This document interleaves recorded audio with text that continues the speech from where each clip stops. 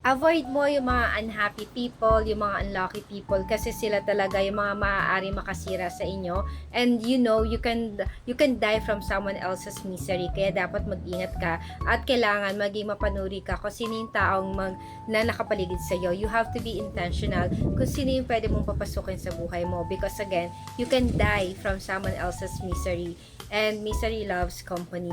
At yung ibang tao, they really love bleeding from other people. So yung mga unhealed emotions nila, unhealed consciousness nila, sa ibang tao talaga nila binubuhos. So dapat maging mapaturi ka talaga, mag-ingat ka talaga.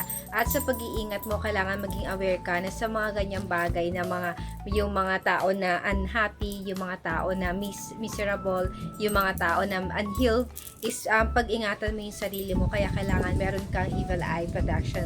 So itong evil eye protection, ito talaga yung magiging sandata mo sa mga tao na may unhealed emotion, na may mga unhealed thoughts, mga ginagawa na hindi maganda, just because nasasaktan pa rin sila hanggang ngayon.